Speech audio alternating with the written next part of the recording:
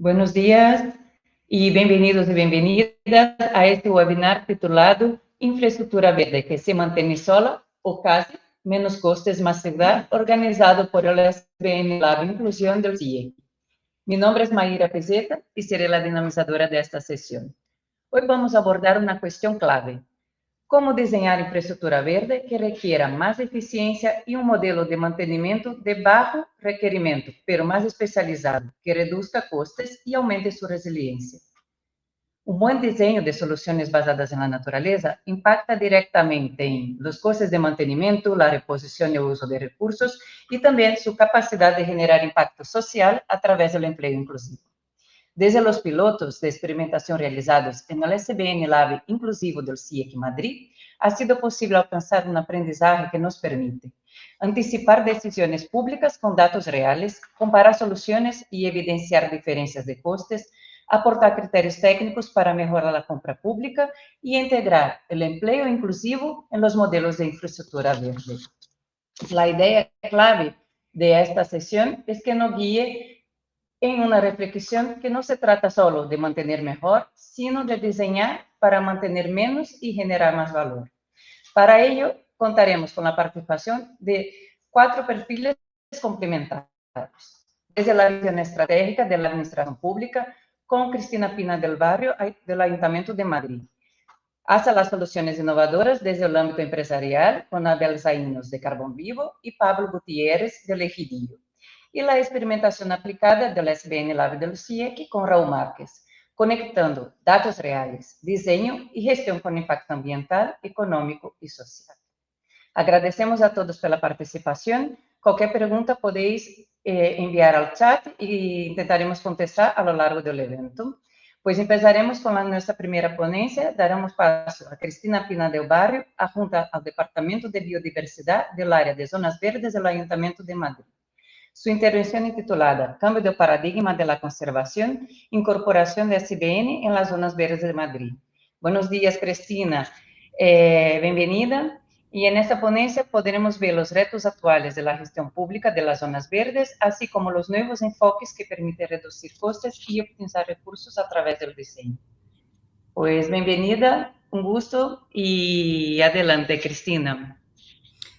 Hola, buenos días. Bueno, ya me han presentado, pero un poco porque sepáis, el Departamento de Biodiversidad de la Dirección General de Agua y Zonas Verdes es un poco los que estamos incorporando las SBN, las soluciones basadas en la naturaleza. Entonces, lo primero, pues en la frente, nos reímos el otro día cuando hablamos de esta ponencia, no estoy de acuerdo en que la biodiversidad implique que se mantiene sola o casi, sino que lo que quiero exponeros aquí es que lo que implica es un cambio de paradigma en el mantenimiento. Para ello, lo primero que quiero exponer, aunque no se puede exponer dentro de esta ponencia porque nos llevaría todo el tiempo y ya incluso con Juan 23 lo hemos hablado en otro momento, es dar unas líneas generales de lo que implica el Plan de Fomento y Gestión de la Biodiversidad, que en realidad el trabajo que yo hago es ir implementando este plan en las zonas verdes. Entonces, bueno, solo destacar que la importancia de este plan, que se ha basado en estudios, en inventarios hechos por nosotros y por, bueno, pues recogiendo documentación, lo que establece es un marco estratégico. Este marco estratégico no solo es una serie de documentos que nos pueden ayudar a tomar decisiones, sino también, como veremos en la próxima diapositiva, crear un espacio virtual en el que si todos los actores, y cuando digo todos es incluso privados, públicos, los de calles, etcétera, trabajáramos juntos, el impacto sobre la biodiversidad sería exponencial. Evidentemente va a mejorar la biofilia, va a mejorar la presencia de aves, de polinizadores, etcétera, y también la vida de las personas. Entonces, bueno, no me quiero enrollar mucho en la red de biodiversidad, pero bueno, que sepáis que dado que el gran elemento importante de la biodiversidad es la conectividad, pues el Plan de Fomento y Gestión de la Biodiversidad lo que hizo fue estudiar los parques grandes y ver de qué manera conectarlos, y se establecieron 2 anillos más o menos concéntricos, unidos entre sí a través sobre todo del río y de otras infraestructuras, ¿vale? Entonces, esto es donde os decía que es el espacio físico donde si todos actuáramos mejoraría mucho la biodiversidad. Y luego quiero presentar el trabajo que hicieron los redactores del Plan de Fomento y Gestión de la Biodiversidad, que yo no lo redacté, yo lo único que hago es implementarlo. Pero creo que este manual de soluciones basadas en la naturaleza para todos los que estamos trabajando en este ambiente es un elemento muy interesante porque tampoco no son cosas que nunca hayamos hecho o que nunca hayamos pensado, pero sí que es verdad que dices voy a hacer una zona verde a ver qué dicen aquí que se les ocurre o para poner en un edificio, etcétera, etcétera. Entonces, bueno, para mí es mi herramienta de trabajo. Vamos un poco al objetivo de esta ponencia. ¿Cuáles son los retos a nivel de biodiversidad que tenemos un poco que ir introduciendo en las zonas verdes de Madrid? Lo primero, indicar el cambio de paradigma, es decir, que hasta ahora siempre las zonas verdes han trabajado teniendo en cuenta la estética, teniendo en cuenta los usos que les van a dar a los vecinos y ahora, sin olvidar estos dos elementos que siguen siendo esenciales dentro de las zonas verdes, vamos a meter una idea como idea motor en las actuaciones que hagamos, que es el implemento de la biodiversidad, tanto botánica como faunística. Yo como lo interpreto es que en el espacio físico donde vamos a actuar, ver qué podría vivir allí si los hombres no lo hubiéramos antropizado. Entonces, nosotros hacemos actuaciones, nunca introducimos animales, sino, digamos, que les ponemos las condiciones para que ellos lo ocupen. Evidentemente, este cambio en algunos aspectos es bastante radical, entonces lo que se planteó desde un principio fue no hacerlo en todos los parques a la vez, sino encargaron al departamento en el que yo trabajo que fuéramos implementando estas medidas y fuéramos viendo cómo funcionaban. Entonces, bueno, si bien es verdad que si dejamos zonas sin desbrozar, si podamos, digamos, de forma más naturalizada, menos cantidad de poda, tanto árboles en parques, porque lo de las calles es otra historia, y los arbustos, en realidad estamos consumiendo menos, teóricamente, ¿no? Menos fósiles porque segamos menos.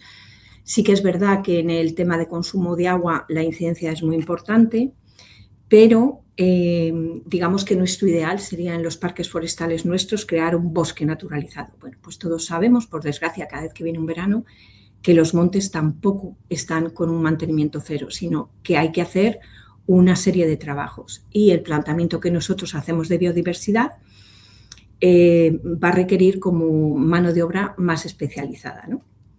Dicho esto, os voy a indicar un poco las actuaciones que estamos haciendo desde el departamento y que se van implementando en otros parques desde la Dirección General de Gestión del Agua y Zonas Verdes.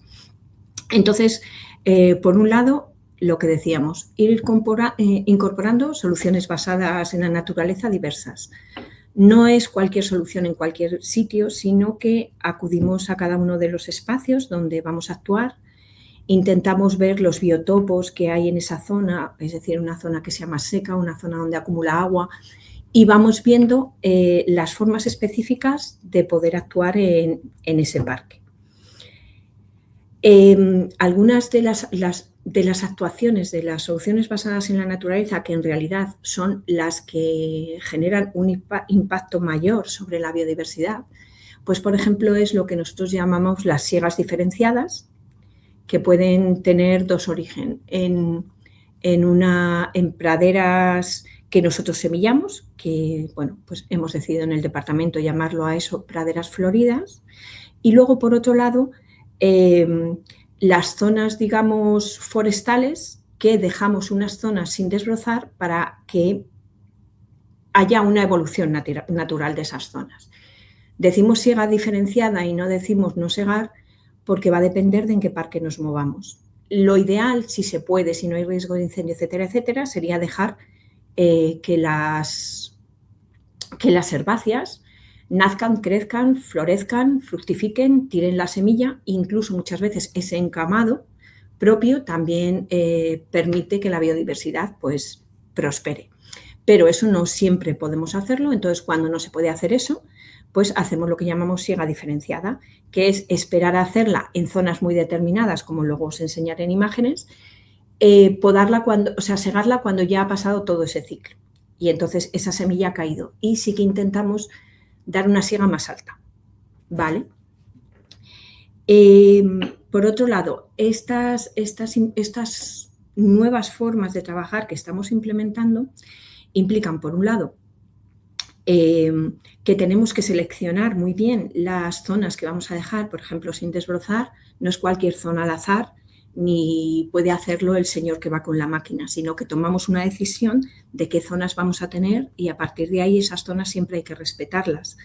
No elegimos una zona al azar, nos alejamos de paseos, nos alejamos de copa de árboles para que en caso de incendio no conecte, procuramos que tampoco haya que no se conecten lateralmente con masas arbustivas y tal que puedan producir el mismo problema, con lo cual algunas mecanizaciones que se hacen, por ejemplo, en espacios muy grandes que van con segadoras autopropulsadas, pues ahora si les voy metiendo pegotitos sin desbroce por medio, pues va muy bien a la biodiversidad, pero no necesariamente minimiza los costes de las empresas. Y luego, además, vamos a ir requiriendo una mano de obra más formada. Por ejemplo, en el caso de la poda de arbustos, de la poda de árboles, no es no podar, es podar con unos criterios de conocimiento de las características de cada una de las especies. Otra de las cosas que tenemos en nuestro departamento con respecto a las soluciones basadas en la naturaleza es que lo que hacemos es que vamos probando actuaciones, algunas, la mayoría la verdad que han dado buen resultado, pero algunas han sido un fiasco. Por ejemplo, los alcorques de Chamberí que nos duraron una noche. Pero lo que hacemos es un poco ir valorando la dificultad o no de implementarlas, a nivel de conservación si nos ha dado problemas o no, los errores que hemos ido detectando y luego ver la posibilidad de replicar esas medidas en otros parques. El replicado nunca puede ser repetir lo mismo 100 veces porque se hace in situ para cada una de las acciones. Otra pata que es muy importante a nivel de poder implementar la biodiversidad desde nuestro punto de vista es concienciar a la ciudadanía.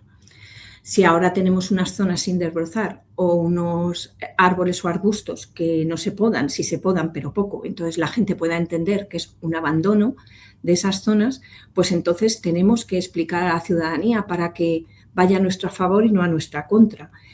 Entonces, dentro de eso, las actuaciones que hemos llevado en el departamento es, por un lado, hemos desarrollado el diseño de una cartelería. Esta cartelería es propiedad municipal, con lo cual cualquiera que necesite usarlo en actuaciones del ayuntamiento puede pedirnos esa información y replicarlos. También lo que estamos haciendo es un visor de biodiversidad, porque lo que nosotros trabajamos son cositas pequeñas dentro de parques. Entonces, si no hacemos un visor específico, nuestras actuaciones se pierden dentro de los visores. Entonces, estamos trabajando en ese visor. Y luego también estamos trabajando en desarrollar algunos materiales de educación ambiental que se puedan utilizar, pues yo que sé, por colegios, por nuestros compañeros de educación ambiental, ¿no? Quería ahora en la próxima diapositiva un poco, perdonad, pues quería hacerlo más grande pero no me deja. Bueno, en este espacio de aquí podéis ver unos acúmulos de piedra, en este caso le llamamos espiral por la forma que le hemos dado. Los acúmulos de piedra nos van a permitir que vengan lagartijas, pequeños mamíferos, insectos que encuentren ahí refugio. También hemos hecho un hotel de insectos y normalmente en estas soluciones basadas en la naturaleza, digamos más duras, solemos acompañarlo con la plantación de árboles, arbustos, herbáceas, que lo que sean atractivas para polinizadores y sean también que produzcan frutos o refugio según las zonas. Lo de siega diferenciada, espero que se vea, que lo que hacemos es crear una zona donde no se siega, con todas las condicionantes que os he comentado, un cartel que explique lo que hay y todo alrededor de esa zona que hemos dejado para reservorio de biodiversidad, lo de alrededor tiene que estar perfectamente desbrozado. Otra solución que quedó muy bien, es acúmulos de madera y de piedra. Volvemos a decirlo de siempre, no es solo acumular, es que también tenemos que jugar con la estética. Entonces, esos troncos no es que tiras unos troncos y ya está, ni esas piedras las tiras y ya está, las tienes que dejar de una manera que si se sube un niño no tenga peligro, tienen que estar bien asentadas, que tengan menos astillas, y esto nos sirve para un montón de insectos que utilizan esa madera muerta y pequeños animales para su vida. También hemos hecho algunas plantaciones hortícolas. Y luego una cosa que nos interesa mucho es la reutilización. Entonces nosotros nos suministramos mucho de casillas municipales que nos permite utilizar material de granito, que por otro lado sería muy caro de poner en nuestras obras, y bueno, pues lo reutilizamos. Aquí quería un poco una foto del aspecto que tiene cuando hacemos plantaciones de lo que llamamos pradera florida, es decir, que nosotros utilizamos semilla en la que les seleccionamos especies autóctonas, pero que atraigan a polinizadores. No dejamos crecer sin más, sino lo forzamos. Entonces, bueno, aquí, por ejemplo, a nivel de ciudadanía hay que explicar que están preciosas en primavera, en cuanto llega el verano se agostan, y en invierno no están, pero sí están. Y luego una pelea que tenemos mucho es con el tema de láminas de agua naturalizadas, porque, bueno, siempre hay mucha reticencia a si tiene mosquitos, a si los perros entran. Entonces, la solución que le hemos ido dando, y bueno, pues ya tenemos 4 o 5 hechas, es ponerle un vallado para que no entren los perros, y todo alrededor ponemos plantas en la línea que hemos hablado, y tenemos ahí un nivel de agua que mantenemos nosotros artificialmente. Entonces, si vemos que hay muchos mosquitos, pues lo bajamos, ¿no? Y todo lo que hacemos de trabajo en lo que favorecemos que haya agua es donde estamos encontrando una mejor solución. Por ejemplo, esto es un mariposario que se hizo en Prado Longo, y esto de aquí, estos biorrollos, es porque en una de las primeras actuaciones no pedí permiso a mis compañeros de aguas y coloqué biorrollos, pero la segunda vez ya me dijeron que no. Entonces los hemos colocado aquí. En los biorrollos luego van creciendo especies que son los filtros verdes y mejoran mucho la calidad de agua. Bueno, aquí estas son las 42 actuaciones que hemos llevado en zonas verdes. Luego, aparte, están todas las actuaciones que se hacen en los parques como Casa de Campo, parques Mar y Río, etc. Estas son en lo que llamamos zonas verdes digamos, de la trama urbana. No todas tienen la misma importancia, no todas tienen la misma importancia, pero todas ellas nos mejoran. Normalmente cuando hacemos este tipo de actuaciones en el entorno ponemos cajas nido porque favorece su ocupación. Bueno, un poco ya lo hemos ido hablando en las diapositivas anteriores. Lo de la siega diferenciada, la importancia de la elección, ¿vale? Es de las actuaciones que más efecto tiene sobre la biodiversidad. Luego, lo que hemos comprobado por compañeros de mantenimiento que se han atrevido a ir haciéndolo, y la verdad que funciona muy bien, son los bosquetes mixtos. Entonces ahora les tenemos que decir a los vecinos que no vamos a poner los arbustos a 1 metro uno de otro, ni 2 metros, ni tal, sino que vamos a hacer un mare magnum de arbustos, de subarbustos, juntos en bosquetes mixtos, y hemos visto que eso hace que dentro de estos bosquetes haya muchísimos polinizadores. Evidentemente, al haber polinizadores, muchas aves, y el mantenimiento es sencillo, pero no es nulo. Sí que los regamos, sí que hay que controlar cuando tenemos algunas ramas que sobran, y luego volvemos a lo que he indicado: podas naturalizadas sí, pero tanto los que podan como los encargados, como los técnicos, tienen que tener una mayor formación. Entonces, ¿qué cosas sí? Pues, por ejemplo, es verdad que hemos minimizado los fitosanitarios a nivel de todas las zonas verdes, pero las microreservas que hacemos con las cajas nido sí que conseguimos que, dado que muchas de las plagas están en las cadenas tróficas de ciertas aves, pues nos ayudan a mantenerlo. Las autóctonas es verdad que son más sencillas de mantener, pero hay que tener en cuenta que las incorporamos en un medio totalmente atropizado, donde ellas no han nacido solas, o sea, sí necesitan riego, sí necesitan cuidado. Las soluciones basadas en la naturaleza, como los acúmulos de madera, de tal, hay que supervisarlas porque hay que tener mucho cuidado que sean seguras. Cajas nido no es abrirla y tirarla. Cajas nido es abrirla con los EPIs necesarios, con gente que sepa, es ver qué ocupación ha tenido la caja, es ver qué especies son las que tienen la caja, es detectar si ha habido alguna enfermedad en esa caja y luego ya sí se limpia. Y luego otro de los temas que estamos intentando seguir y que requiere de un personal más especializado es la incorporación del índice Madrid, que ya está previsto en el Plan de Fomento y Gestión de la Biodiversidad, que nos va permitiendo ver cómo se va mejorando la biodiversidad en las zonas. Pues lo que decimos, implica gente que sepa conocer esos polinizadores, que sepa conocer esos lepidópteros, y entonces es ir incorporando al mantenimiento de zonas verdes pues algunas profesiones que hasta ahora habían estado un poco al margen, como biólogos, etc. Entonces, bueno, en resumen, estamos trabajando para incorporar nuevas soluciones, estamos haciendo la cartelería informativa, estamos colaborando con el Departamento de Educación Ambiental porque las microreservas que vamos haciendo a ellos les sirven como una oportunidad para sus trabajos. Esta imagen que veis aquí es una de las microreservas que hemos hecho con cargo a las ofertas de biodiversidad de los contratos, que hemos hecho una lámina con material que ha venido de casa de campo, polinizadores.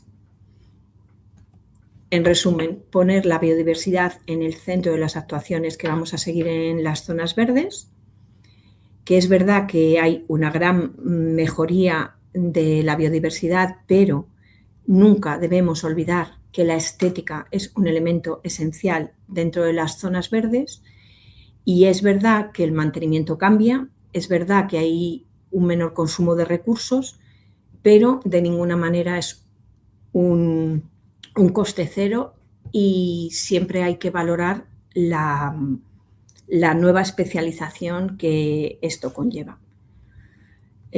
Sin más, muchas gracias por su atención, y esto que veis es un encharcamiento que se producía en el Parque Julio Aguacil Gómez, que en lugar de secarlo lo que hicimos fue poner soluciones basadas en la naturaleza diversas en el entorno, y de noviembre a junio conseguimos que esta especie, que es una cigüeñuela, anidase dentro de un parque nuestro. Y sin más, espero no haberme pasado el tiempo porque iba a poner el cronómetro y no lo he hecho.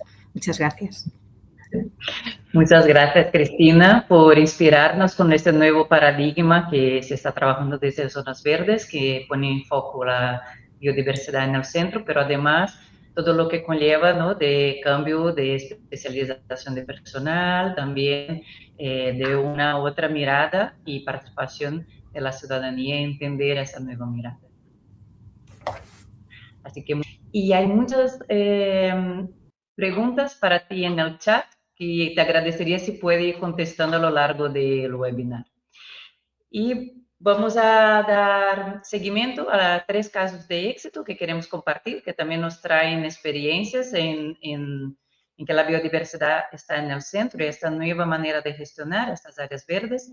Y el primer de ellos nos acompaña Abel Zainos Ruiz, responsable de desarrollo de negocio de Carbón Vivo, Living Share. Su ponencia se titula Innovación en enmiendas del suelo, más resiliencia, menos mantenimiento. En ella nos mostrará cómo el uso del biochar como enmienda del suelo permite mejorar la retención del agua, aumentar la resistencia de la vegetación y reducir significativamente el mantenimiento y las reposiciones, además de contribuir a la captura del CO2. Abel, bienvenido, buenos días. Y te lanzo una pregunta. ¿Cómo puede una intervención en el suelo generar ahorros reales en mantenimiento y qué resultados concretos habéis observado en proyectos urbanos? Gracias y adelante. Gracias a ti. Espero, bueno, contestaré a esta pregunta con la presentación, si queda cualquier duda. A ver si aquí la tenemos. Vale, pues nada, yo brevemente, Abel Zaino, soy uno de los socios fundadores de Carbón Vivo, la cooperativa que está detrás de Livinchar. Brevemente, nosotros desde Carbón Vivo nos dedicamos a comercializar soluciones para mejorar la agricultura, perdón, la resiliencia y la sostenibilidad de la actividad agrícola y de jardinería, y para ello pues producimos, en el caso de jardinería, por ejemplo, enmiendas orgánicas para la mejora de suelos, abonos y sustratos de plantación. Todos estos materiales o todas estas soluciones tienen un material en común, el biochar, ¿vale? Y durante la presentación explicaré, digamos, qué es y por qué lo utilizamos y qué beneficios tiene, en este caso, en el ámbito de la jardinería. Vale, perdonad. Bien, yo quería empezar con una reflexión, ¿no? Bueno, con hacer algo que quizá ya conocéis, o sea, hacer evidente, pero que creo que vale la pena que comentemos, ¿no? Yo voy a centrar mi presentación en el arbolado urbano, aunque las soluciones o las mejoras que voy a plantear podrían, digamos, ser de aplicación en otro tipo de material vegetal, arbustos, herbáceas y etc. Pero bueno, si fijamos una gráfica típica de cómo es los costes del arbolado a su ciclo de vida y los beneficios, pues vemos que si queremos reducir los costes, optimizar los costes del ciclo de vida asociado a un arbolado, lo que tenemos que hacer es esforzarnos por retrasar al máximo la etapa en la que el árbol entra en la fase de senescencia, porque va a ser ahí donde vamos a perder muchos de los beneficios y donde se van a aumentar los costes de mantenimiento de forma exponencial, ¿no? Gestión de riesgo, de ramas, etc. Entonces, una cosa que tenemos que tener clara es que los suelos urbanos, o sea, que en el entorno urbano los árboles viven menos que en el entorno natural. Y una de las razones que explica esta situación es la mala calidad de los suelos. Los suelos urbanos pues, suelen ser suelos compactados, suelen ser suelos que tienen una bajo contenido de materia orgánica y, por lo tanto, no gestionan correctamente, o sea, no gestionan correctamente ni los nutrientes ni el agua que el árbol necesita para hacer sus funciones, ¿vale? Y esto va a acortar su ciclo de vida. Si encima nos encontramos en un contexto de cambio climático que aumenta las temperaturas y, por lo tanto, la demanda de agua, lo que sucede es que vamos viendo como en las ciudades cada vez es más evidente que los árboles sufren más episodios de forma más recurrente, digamos, y con mayor impacto, episodios de estrés hídrico, ¿de acuerdo? Entonces, en estas circunstancias, pues, o sea, el estrés hídrico lo que va a hacer es que el árbol también se acelere el envejecimiento, con lo cual estamos en una situación en la que no tenemos los suelos mejor preparados y el contexto no va a hacer que los gastos de mantenimiento se incrementen con el tiempo.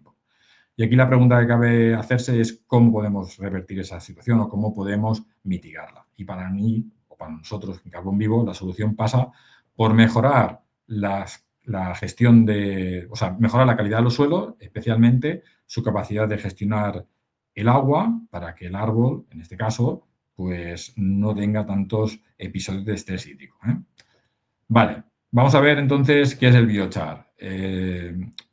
Bueno, lo que no he dicho es que vamos a mejorar estos suelos, ¿no? Con unas enmiendas que, entre otros materiales, van a tener biochar. Y por eso os lo introduzco. El biochar, de forma muy sencilla, es un carbón vegetal o, bueno, un carbón de origen orgánico, principalmente vegetal, que se produce, digamos, a altas temperaturas y en un entorno donde hay ausencia de oxígeno. Esto nos da como resultado este material que veis a la izquierda, ¿no? Que es un carbón, como podría parecer un carbón de barbacoa, pero ahora explicaré que tiene otras características, muy estable, ¿vale? Que va a durar en el suelo cientos de años, y esto es importante, y al mismo tiempo, como veis en la foto a la derecha, es un material extremadamente poroso, y eso le da una alta capacidad de retención de agua y de nutrientes, entre otras cosas, ¿vale? También servirá de hábitat para los microorganismos que son fundamentales para mantener la fertilidad y la salud de los suelos. Como decía, no todos los carbones vegetales sirven para mejorar los suelos, ¿vale? De hecho, hay una legislación que regula el contenido de los llamados elementos volátiles, lo que aquí en la transparencia pone HPA, ¿no? Hidrocarburos policíclicos aromáticos. Entonces, siempre que queremos utilizar un carbón vegetal para mejorar los suelos, tenemos que asegurarnos que cumplimos con la legislación y pedir la ficha técnica correspondiente para asegurarnos que este material pues, cumple con estos 6 ppm. Otras cuestiones importantes a tener en cuenta, evidentemente, el contenido de carbono orgánico, que es por lo que pagamos. Al final lo que queremos es el máximo contenido de carbono orgánico estable y un mínimo de contenido de cenizas, porque va a añadir sales y esto va a aumentar la salinidad, entonces no, digamos que no va a mejorar la gestión del agua. Evidentemente tenemos que tener un tamaño de partícula que se integre bien en el suelo, ¿no? No se trata de poner trozos de carbón de barbacoa, sino un material, pues eso, que se integre bien. Y por último, bueno, pues comentar que a diferencia de otros materiales, el biochar es una tecnología de emisiones de carbono negativa. Quiere decir que por cada tonelada de biochar que producimos estamos capturando y evitando que vuelva a la atmósfera una gran cantidad de dióxido de carbono. En nuestro caso estamos hablando de más de 2,1 toneladas de CO2 por cada tonelada de biochar producido, con lo cual tiene un impacto positivo en el clima. Bien, comentaba antes que los suelos no gestionan bien el agua, tenemos estrés hídrico, entonces la estrategia que deberíamos seguir es aumentar el agua disponible para las plantas, ¿vale? Este agua disponible, si veis la gráfica, es la diferencia entre la curva de arriba, que es la capacidad de campo, la máxima agua que puede retener un suelo, respecto a esta línea verde, que es la cantidad de agua que nuestro suelo va a atrapar y va a hacer que la planta no pueda absorber, ¿vale? Entonces, realmente de todo el agua que cae en el suelo, vemos que en los suelos arenosos no retiene mucha, pero hay una gran cantidad en proporción de agua disponible. En los suelos arcillosos va a retener mucha agua, pero más del 50% no va a estar disponible para las plantas. Hará otras funciones, pero las plantas no la van a poder aprovechar. ¿Cómo podemos optimizar, ¿no? Mejorar la gestión de este agua disponible en el suelo? Bueno, pues una de las cosas que se suele decir es aportando materia orgánica, ¿no? Y en la gráfica podéis ver la segunda, digamos, columna, esto que pone aquí compost 3 puntos, es un compost de origen comercial, ¿vale? Y como veis, pues ofrece un 7% de agua útil respecto a un suelo, que esto es un suelo de un cliente real, que solo ofrece un 3,3. Entonces lo que vemos es que los compost sí ayudan a mejorar, pero tenemos que poner mucho y luego tienen otro hándicap, que es que el compost se descompone en el suelo, por tanto cualquier mejora durará muy poco y por lo tanto no nos ayudará, digamos, a reducir los costes de mantenimiento a lo largo del ciclo de vida. Sin embargo, si miráis la última columna, veis que el biochar es uno de los materiales más eficientes si queremos incrementar el agua útil de un suelo, porque nos da más de un 50% de su peso, ¿vale? Aquí la gracia es que si combinamos este material con el compost, tenemos una solución que es muy eficiente económicamente y muy eficiente también a la hora de mejorar el agua útil, ¿no? Y es este producto que aquí estamos viendo, este es un producto que nosotros comercializamos, que tiene un 29% de agua útil y que, por lo tanto, aplicándolo en el suelo, vamos a poder tener esas mejoras y gracias a la larga duración del biochar en el suelo, pues sus efectos durarán mucho más que los de un compost, ¿vale?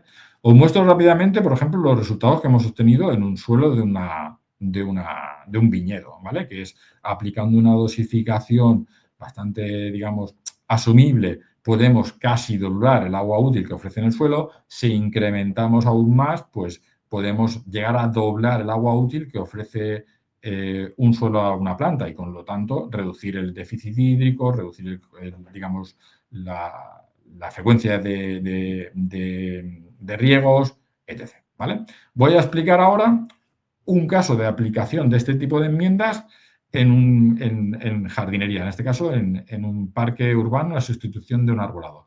Esto es un parque que está aquí, digamos, en Santa Coloma de Gramenet, en la provincia de Barcelona. No sé si veis mi cursor, creo que no, pero es justo la parte que vamos a sustituir, se sustituyó en el 2023, es lo que queda encima donde pone Parque del Molinet, ¿vale? Que sustituía unos antiguos francinos que se habían plantado en el 2009 por estos Francinus angustia, angustifolia y ulmus, ¿vale? Entonces, ¿por qué se hizo esta? Perdonad, o sea, como decía, el parque se construyó en 1989. Se plantaron una serie de árboles y se tuvieron que sustituir en el 2009, ¿vale? Por otros que, a su vez, se han tenido que sustituir en el 2022. ¿Por qué? Pues ya lo veis en la imagen. Estos árboles, evidentemente, no se están desarrollando bien, ¿vale? Tienen poca masa foliar, ramas secas, han estado, digamos, sufriendo los episodios de sequía del 2021, 2022 y 2023. ¿Y por qué? Pues por lo que estamos viendo también, que un suelo altamente compactado, con un contenido de arcilla muy elevado, que evitaba que ese agua circulase bien, ¿vale? La arcilla retiene mucha agua, pero también, como hemos visto antes, puede ser un material que la retenga muy bien y si no tiene movilidad, en este caso tenía muy mal drenaje, pues tampoco nos va a ayudar a que ese árbol se hidrate y se desarrolle bien, ¿vale? Entonces, aquí la empresa que asesoraba a la AMB, que es la empresa gestora de este parque, Doctor Árbol, pues optó por una estrategia bastante, digamos, innovadora en este sentido, ¿no? En lugar de hacer un agujero o un alcorque de 1 metro cúbico, que es lo que se había hecho en el 2009, y poner una tierra vegetal normal y corriente, optó por hacer zanjas corridas de hasta 2 metros de profundidad para romper esa zona, digamos, que no drenaba bien. Y aquí, pues igual, ¿no? Podría haber optado por cambiar todo este suelo con el incremento de costes que supone, ¿no? De traer cientos de metros cúbicos de suelo, digamos, de tierra vegetal. Luego, todo el coste que supone llevar esa tierra que tenemos aquí a vertedero para, digamos, hacer un tratamiento de ella. En lugar de todo esto, se optó por mejorar la tierra existente en la zona, que como veíamos no estaba funcionando bien, pero se enmendó con un producto que se llama Arbochar y que contiene básicamente biochar, compost y humus de lombriz, ¿vale? Entonces, como veis, in situ se mezclaron estos materiales con el suelo digamos, del parque y luego pues se plantaron los árboles, digamos, con la misma tierra. Aquí os pongo a la mano derecha cómo estaban los árboles en el 2023. Quiero recordar que en 2023 estábamos todavía en una tremenda sequía, ¿vale? Y pese a esa sequía, como podéis ver, los árboles se estaban desarrollando, se implantaron muy bien, no hubo ninguna baja, ¿vale? ¿Qué resultados hemos obtenido en cuanto a lo que estamos hablando del coste de mantenimiento? Primero, desarrollo del árbol, un desarrollo del árbol hasta 4 veces más que las mismas especies que se habían sembrado en otra parte del parque, ¿vale? A modo de control, ¿vale? O sea, frente a 1,2 de aumento del perímetro, en 2024 los árboles que se habían plantado con esta estrategia de mejora del suelo aumentaron el perímetro hasta 4 centímetros, ¿vale? Lo cual nos quiere decir que ese suelo le está dando al árbol aquellos recursos, nutrientes, agua, oxígeno que necesita para desarrollarse, que es un elemento clave para maximizar, como decíamos antes, su ciclo de vida. Y por otra parte, muy importante, el tema del agua. En el 2024, en primavera, empezó a llover, pero pensar que en 2023, ¿no? Otoño, invierno 2023-2024, se cortó el riego de esta zona, no se regaba nada, no fue necesario porque la AMB iba cada 15 días a medir la humedad del suelo y comprobaban que se mantenía perfectamente. En todo el 2024 solo se tuvieron que regar 2 veces estos árboles frente al riego quincenal de los árboles que estaban sembrados en la parcela de al lado, que digamos estaban ahí plantados desde el 2009, ¿no? Esto es un importante coste de ahorro, ya digo, en un contexto que no era nada fácil. En 2026, ahora mismo, no se han regado todavía estos árboles gracias a las lluvias que hemos tenido y pese a las altas temperaturas que estamos teniendo en esta primavera, digamos, más estival que otra cosa. Yo, para acabar, os muestro los árboles. Estos son como estaban en el primer año, ¿no? Cuando se plantaron en 2023. Y aquí estáis viendo los mismos árboles, en el ángulo, digamos, en la parte izquierda, pero son los mismos árboles en septiembre del 2025. Como veis, se están desarrollando, tiene una copa muy amplia, con muchas hojas, y los árboles se están desarrollando muy bien. Estos son los mismos árboles que veis vistos de atrás, y veis los árboles que había en la parcela al lado, que se plantaron en 2009, que están, digamos, en unas peores condiciones, ¿no? O sea, digamos que esto ya las han superado en altura claramente. Para acabar, pues lo que comentaba, ¿no? O sea, creo que tenemos que tener en cuenta el ciclo de vida completo para tener en cuenta los costes y ser conscientes de que en este contexto que estamos, si no hacemos nada, los costes de mantenimiento del arbolado van a aumentar, ¿vale? Por el aumento de la necesidad digamos, de consumo de agua y la mala calidad de los suelos. Entonces, el biochar mezclado con materia orgánica puede mejorar mucho cómo gestiona estos suelos el agua y, por lo tanto, reducir los episodios y, digamos, las consecuencias del déficit hídrico. Y esto va a tener unas consecuencias muy interesantes en el árbol, ¿no? Por una parte, va a desarrollarse mejor, que para eso lo plantamos, ¿no? Para que tenga una cobertura, va a reducir los riesgos, perdón, los riegos, que esto a veces se tienen que hacer a mano, sobre todo cuando se planta un árbol, y los riegos de apoyo, digamos, y también va a, digamos, a reducir todo lo que, o sea, los costes a lo largo de su ciclo de vida, porque vamos a minimizar todo lo que son los episodios de estrés hídrico, ¿vale? Entonces, bueno, yo siento haber ido tan rápido, es una presentación muy breve con mucha información, pero si tenéis alguna duda, pues estoy a vuestra disposición. Muchas gracias y buenos días. Muchas gracias, Abel, por compartir esa experiencia súper interesante y también innovadora. Y vamos a seguir también hablando de suelo, pero de cómo el diseño de las SBN son importantes para justo tener una mayor eficiencia en el cuidado de las zonas verdes. Y seguimos con Pablo Gutiérrez San José, doctor ingeniero agrónomo y responsable de I+D+I del Ejedillo, con la ponencia Diseño Regenerativo, Suelo, Especies y Resiliencia Urbana. Buenos días, Pablo. Bienvenido. Muy buenos días. Y adelante. Gracias. Muy buenos días. Muchas gracias por la invitación a participar en este webinar con gente tan interesante y a la que conocemos bien, como por ejemplo a Abel de Carbón Vivo, con el que trabajamos en muchas cuestiones. El Ejidillo es somos una empresa que nos dedicamos a la infraestructura verde. Producimos planta ornamental y forestal, llevamos a cabo obras de jardinería, paisajismo o obras forestales y también llevamos labores de mantenimiento de la infraestructura verde urbana en Madrid, por ejemplo, en la propia ciudad de Madrid, en otras de la comunidad y en Galicia y en otras regiones, es decir, que nos toca muy de lleno. Nuestro departamento de I+D ya tiene 9 años de experiencia y estamos muy centrados en el desarrollo de tecnologías o diferentes tipos de desarrollos aplicados a la infraestructura verde urbana, en la que creemos muy necesario pues, vincular la interacción que hay entre el suelo, el agua y la propia biodiversidad, porque son elementos clave para poder afrontar los retos climáticos presentes y futuros. Pensamos que el suelo es un elemento, como ya ha ido avanzando Abel en su presentación, el suelo es un elemento clave, de alguna manera invisible, ¿no? Porque lo que solemos ver suele ser la parte de las plantas, pero es un elemento clave en el poder desarrollar una agricultura regenerativa. ¿Qué podríamos definir como una agricultura regenerativa? Una jardinería que incremente los servicios ecosistémicos que presta la infraestructura verde urbana. Creemos que para poder lograr correctamente todo ese desarrollo no se debe olvidar el suelo y sobre todo la relación que tiene con la planta, porque de alguna forma la planta es un organismo que tiene una parte aérea y una parte en el suelo y que están íntimamente ligados uno con otro para poderlas desarrollar. De ahí que muchas de nuestras investigaciones o esfuerzos vayan en ese sentido.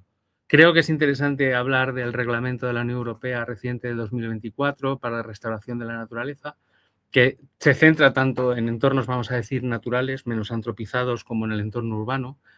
Y nos encontramos en este entorno en el que la comunidad vegetal, las especies herbáceas, presentan, por ejemplo, una baja biodiversidad en comparación con otros entornos ya digo, naturales o forestales, y en el que la ciudad es muy agresiva para esa dispersión. Por eso, bueno, como bien se ha mostrado, es necesario crear esas islas de biodiversidad. Creemos que para que tenga mayor eficiencia hay que también llevar a cabo una renaturalización o una restauración del suelo como tal para poder afrontar una restauración completa de interacción entre uno y el otro. Y eso luego indudablemente va a tener una serie de ventajas a la hora de la gestión o va a afectar generalmente de manera positiva en lo que es el uso del agua, y también nos va a plantear, como demostraba Cristina, no una eliminación total del mantenimiento, pero sí toda una nueva serie de sistemas de gestión de estos ámbitos que son muy específicos, y más en nuestro entorno mediterráneo, que es muy especial y realmente hermoso. Todas estas mejoras indudablemente darán lugar a una mayor resiliencia de los ecosistemas urbanos y, por lo tanto, a una mejora en todos esos servicios que aporta a la ciudad. Vinculando un poco con la presentación anterior, nosotros hemos llevado a cabo también proyectos de desarrollo en el que el biocarbono es un elemento muy clave, y fundamentalmente con esa orientación para conseguir una mayor capacidad de retención del agua, una mejora de la gestión del agua, sobre todo en entornos como los nuestros mediterráneos, donde es un aspecto clave para la propia supervivencia de las plantas y para poder aportar todos sus servicios ecosistémicos, como puede ser el proyecto que hemos desarrollado en las bodegas de José Pariente. Pero también creemos que se puede aplicar esta mejora del suelo aplicando biocarbón y otros compuestos para lograr un desarrollo, vamos a ver, o aportar mejoras o diferenciación con lo que sería el paradigma de la nueva gestión de estas soluciones basadas en la naturaleza. Creemos que a lo mejor simplemente un cambio de especies no es suficiente. Creemos que, como ya hemos dicho al principio, hay que centrarse mucho también en lo que son los aspectos del suelo. Y en esta diapositiva, de alguna forma, lo que quería venir a mostrar es un poco ese cambio de paradigma frente a una jardinería, ¿no?, en la que estaríamos viendo, por ejemplo, aquí un chateau francés, ¿no?, con una jardinería totalmente cuidada, que requiere de una gran cantidad de mano de obra, etcétera, para conseguir un alto valor estético, en el cual ahora estamos transitando, pues, a nuevas formas de esas áreas de la infraestructura verde, por ejemplo, aquí a zonas sin segar, esto sería un parque en Berlín, o praderas floridas, como se puede observar en la foto central inferior, que correspondería a la Alhambra de Granada, por ejemplo. Pero lo que sí es verdad es que la naturaleza nos muestra un camino que podemos seguir para lograr tanto un incremento importante de la biodiversidad también, pero que nos dé ideas para que esos nuevos paradigmas en cuanto a la jardinería se acoplen bien con las necesidades propias que tiene la ciudad. Eso nos llevó a hacer una importante labor, un poco tratando de buscar o de desarrollar formas de praderas, es decir, aquellas en las que la vegetación herbácea es dominante, que de alguna forma se adaptaran mejor tanto a los requerimientos de la ciudad como que permitieran generar un incremento en la biodiversidad y de los servicios ecosistémicos. Para ello llevamos un diagnóstico importante de las especies botánicas que hay tanto presentes en los entornos naturales más próximos, por ejemplo, dehesas o zonas forestales próximas, lo más próximas a la ciudad y que serían significativas de ese entorno. También estuvimos analizando diferentes tipos de herbazales que se pueden encontrar en la ciudad, así como los tipos de suelo, para de alguna manera poder encontrar patrones o elementos que nos ayudaran a conocer qué vegetación se puede adaptar o no, qué características puede tener. Y luego también buscábamos elementos que pudieran facilitar de alguna manera o mejorar sus propiedades dentro del entorno urbano, como sería tratar de reducir la altura de esas especies, porque de alguna manera estéticamente es algo que se valora en ese sentido, y que tuvieran una floración lo más continuada posible. Por ejemplo, en la presentación que mostraba Cristina, pues hablaba de esas características de las praderas floridas que indudablemente tienen un pico de floración en los meses de primavera, pero también con una correcta selección de especies, como podemos ver, hemos logrado que haya floración en torno a los meses de febrero. De esto ya comentará mucho más Raúl, porque ellos han colaborado muchísimo en todo lo que es la parte de gestión y mantenimiento de esas praderas, pero hemos podido ver que desarrollando o trabajando en estas características se pueden encontrar praderas con unas características muy, muy interesantes de cara a una mejora en la facilidad de su mantenimiento, podemos decir, mantenimiento diferente, pero que luego veremos que tiene una serie de ventajas desde un punto de vista económico y también de los servicios ecosistémicos.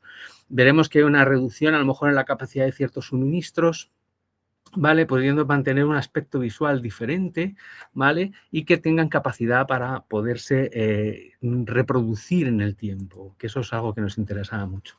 Desde ese punto de vista, nosotros también planteábamos una restauración del suelo, pero que tuviera que estuviese diseñada de forma que con un mínimo impacto, una mínima aportación tuviera un efecto muy grande, y eso se podía lograr trabajando con elementos como podía ser el biocarbón, que tiene una altísima resiliencia y no solo unas capacidades en la mejora del uso del agua, sino también en la capacidad para regenerar la estructura del microbioma del suelo y indudablemente trabajar con los microorganismos del suelo, porque van a ser en esa interacción lo que nos va a permitir adquirir una evolución y unas capacidades del suelo muy interesantes de cara a que estas actuaciones tengan un impacto mayor. Aquí podemos ver algunos de los ejemplos de la pradera que diseñamos y que planteamos y en la que hemos estado analizando diferentes sistemas de gestión, y que creemos que indudablemente es una apuesta que todos los sectores en los que estamos trabajando deberíamos de apoyarla, porque da unos resultados realmente fantásticos, tanto en las propiedades estéticas como de mantenimiento, en las que más adelante hablará Raúl con un poco más de precisión. Nosotros también hicimos dentro de este experimento una serie de valoraciones de lo que serían los servicios ecosistémicos basados en la metodología de capital natural, y se puede ver que este tipo de planteamientos no solo puede llevar una reducción en lo que sería el consumo de agua o una gestión diferencial, sino que también va a tener un impacto medible de alguna forma con las metodologías de capital natural en la mejora de los servicios ecosistémicos, y creemos que es clave. Con esto mi presentación fundamentalmente terminaría, porque ahora ya enlazaríamos un poco con la de Raúl, que él va a entrar en más definición, de detalle de cómo se ha comportado esta tipología de praderas, y que desde el Ejidillo creemos que es algo que se debería vamos a seguir investigando, porque creemos que es algo que tiene una altísima aplicación y que es el futuro indudablemente. Muchas gracias a todos. Por tu ponencia y por compartir esa experiencia. Y justo vamos a seguir profundizando en ella con la participación de Raúl Márquez, compañero responsable de los proyectos de experimentación de la CBN Lab, en que hará una comparativa entre estos dos modelos, pero además poniendo foco en un componente clave, que es la generación de empleo inclusivo para personas en situación de vulnerabilidad psicosocial. También en este impacto no solo ambiental, pero poniendo foco en el impacto social que puede tener este nuevo modelo de regeneración urbana. Muchas gracias, Raúl, y adelante. Bueno, como ha comentado Mayra, soy Raúl Marqués. Doy las gracias a la asistencia de todos los participantes, especialmente a los ponentes del webinar, a Cristina, a Beli y a Pablo. Como ha comentado, gestiono el programa de proyectos pilotos del Laboratorio Inclusivo de Soluciones Basadas en la Naturaleza. Y voy a presentar uno de los proyectos que hemos desarrollado, como acaba de comentar Pablo, que es el estudio experimental sobre la implantación de praderas naturales como alternativa al césped convencional en los entornos urbanos, específicamente en el de Madrid, como nos han adelantado. Sí me gustaría contextualizar brevemente qué es el Laboratorio de Soluciones Basadas en la Naturaleza. Aquí. Vale. El laboratorio constituye un área experimental dentro del Centro de Innovación de Economía Circular, en el que se promueve la investigación aplicada y la validación de soluciones basadas en la naturaleza como herramienta para mejorar la eficiencia empresarial, la sostenibilidad, resiliencia y la eficiencia en entornos urbanos. Este laboratorio tiene la denominación de SBN Lab Inclusión, que es gestionado por la Fundación Juan 23 para la discapacidad intelectual, a la que pertenezco. Para estos desarrollos se ponen a disposición de las empresas, organismos públicos o entidades colaboradoras una serie de infraestructuras como son huertos vertical, praderas, macizos, mesas de cultivo, paneles solares, bajo o sobre cultivos, áreas de compostaje, invernaderos, semilleros, bancales de cultivo, y todo gobernado mediante un sistema de captación de datos y actuadores con comunicación mediante telemetría. Así, el programa de los proyectos pilotos consiste en un espacio de colaboración para probar, medir y validar ideas de soluciones basadas en la naturaleza en un entorno controlado como es el CIE. Ofrecemos gratuitamente las instalaciones y el manejo directo del piloto. Ofrecemos las instalaciones. Uy, se me ha ido la pantalla. Vale. Ok. La empresa promueve un organismo, promueve una idea o un diseño de un experimento. El CIE ofrece sus instalaciones y desde el mismo CIE, pues, nosotros desde el laboratorio recopilamos los datos, procesamos, elaboramos informes, realizamos la presentación de los resultados. Aunque realmente la dedicación de cada etapa puede ser conjunta, específicamente de la empresa, gran parte del laboratorio, de nosotros, del laboratorio, o todo en conjunto, como en este caso, pues bueno, el que vamos a presentar ahora. Actualmente prestamos servicios a distintas empresas y organismos, creo que llevamos como unos 26 proyectos pilotos relacionados con biodiversidad urbana, restauración ecológica, residuos o compostaje, y tenemos un área específica que se ha puesto el foco específicamente el Ayuntamiento de Madrid, que ha sido el desarrollo de nuevas estrategias de jardinería pública sostenible, proyectos con enfoque público, con fomento del ahorro y mejoras de recursos públicos. Que dentro de este área es donde aparece el proyecto que vamos a hablar ahora, que fue promovido por Viveros El Elegidillo desde su departamento de I+D, que lidera nuestro anterior ponente Pablo Gutiérrez. Como ha comentado Cristina, cada acción suma, pues en este caso el Elegidillo y el CIE han querido aportar un granito más en el desarrollo de estas soluciones. El principal objetivo es estudiar la viabilidad de sustituir parcialmente las praderas de césped convencional por praderas naturales biodiversas, adaptadas al clima mediterráneo específico de Madrid. El proyecto buscaba desarrollar una metodología de implantación y manejo de praderas resilientes con un enfoque integrado basado en el suelo, vegetación, biodiversidad y eficiencia en el uso de los recursos. Además, se planteaban unos objetivos técnicos, como era la propia constitución de la pradera, con una mezcla de semillas seleccionadas, la restauración del suelo inicial, como hemos comentado, la evaluación del consumo hídrico, la reducción de las necesidades de mantenimiento y un análisis de la biodiversidad asociada. Igualmente, una estimación de costes, horas de trabajo que se le dedica a la parcela. Además, este proyecto incorporaba una dimensión divulgativa e integradora, ya que el laboratorio funciona también como un espacio demostrativo de soluciones basadas en la naturaleza y formamos parte de la Fundación Juan 23 como gestor del SBN Lab. Ha desarrollado parte de los trabajos que se han llevado a cabo. Las fases que ha incluido este proyecto, pues tenemos, como ya he comentado, la preparación del suelo mínima, una preparación muy liviana.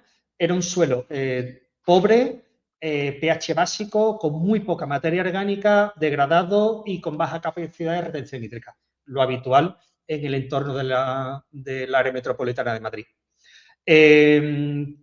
Se le adicionó biochar, micorrizas, algo de compost. Bueno, en general, una enmienda muy ligera y un tratamiento mínimo, que se ha mostrado muy eficaz. El diseño experimental se establecieron diferentes parcelas con 2 mezclas de semillas seleccionadas por el departamento de I+D del Elegidillo. En la imagen podréis ver la parcela original. Os podéis imaginar qué tipo de suelo teníamos. Específicamente nos situamos en Vicálvaro. Por un lado, se implantó una mezcla de semillas con una menor proporción de gramínea Poaceae, con una mayor diversidad de especies florales. Por otro lado, una segunda mezcla con mayor presencia de gramíneas y además se constituyó una parcela con césped convencional que nos sirviera de control para hacer los estudios diferenciados de biodiversidad, de suelo y demás. Además, nos ha permitido establecer zonas con poco riego y con algo más de riego para ver las diferencias entre unos y otros.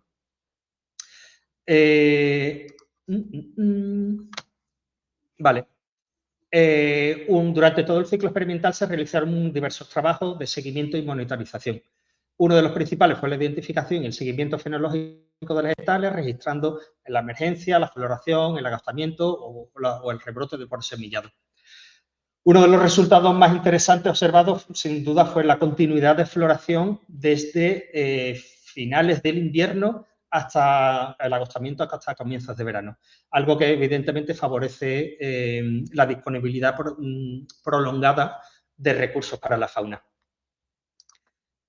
También se realizaron estudios de biodiversidad, observación directa, transectos, trampas no letales, muestreos periódicos de insectos, de mesofauna, análisis comparativos que mostraron un incremento notable de la biodiversidad respecto al césped convencional.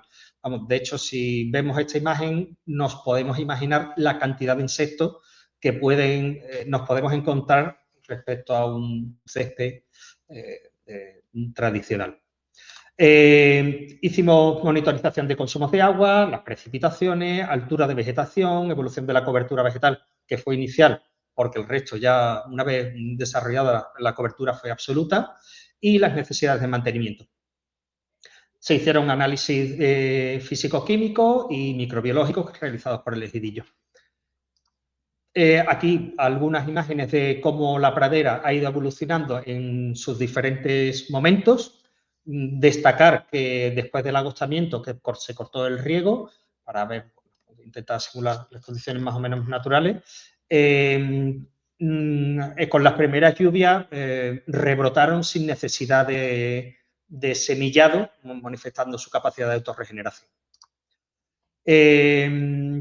Aquí, pues bueno, también estas dos imágenes muestran pues los últimos momentos de esta pradera en este año. El experimento estaba planteado realmente para un año, lo que pasa es que por suerte para todos creo que lo vamos a prolongar, o se está prolongando al segundo año. En esta imagen podemos ver algo bastante interesante. Una pequeña parte dejamos que creciera sin ningún tipo de control. Analizando esta zona, detectamos que solamente era una de las especies las que forzaban a subir al resto de las plantas, y la que identificamos que fue un senecio. Hicimos una poda puntual de los 10-15 pies de este senecio, y como se puede ver en la imagen, en unas se ven los árboles y en otras no se ven los árboles. Automáticamente la altura media bajó a unos 25-30 centímetros, que quizás sea un poco lo más adecuado para este tipo de praderas. Como conclusiones, intentando resumir porque nos vamos un poco de tiempo. La biodiversidad en comparación con el césped se dispara en especies animales, tanto insectos, gasterópodos, arácnidos, microbiología. Se observa una mejora de la estructura del suelo y un incremento de materia orgánica, especialmente también porque llevaba algo de biochar, que son solamente en sus capas superiores. Y sí se ha notado una cierta incremento de materia orgánica en las zonas no regadas, por esto de acumulación algo más de materia. Vale, ¿qué más? Creo que se nos abre una oportunidad maravillosa de especialización, como comentaba Cristina en su ponencia. Es necesario la gestión técnica especializada para este tipo de pradera. Creemos que, aunque es una solución más o menos generalista, es verdad que sí se requiere de un estudio más avanzado. En nuestro entorno es un entorno controlado, no hay herbívoros, entre otros, y ni personal que circule, por lo que creemos que, bueno, que sería necesario realizar algunas más experiencias, aunque es verdad que desde el ayuntamiento ya se están realizando acciones. ¿Qué más tenemos por aquí? Vale, nos permite zonificar parques, hacer islas de biodiversidad, islas de bajo de mantenimiento, es decir, realmente con esos tres parámetros se puede juntar. Es evidente que no se necesita semillado, con un semillado inicial bien seleccionado es suficiente. La preparación del suelo, como hemos visto, gracias al biochar, mínima, muy puntual. Y eso sí, necesidad de concienciación ciudadana. Creo que sería bastante interesante hacer estudios de percepción que aporten nuevas líneas de actuación. Y bueno, con esto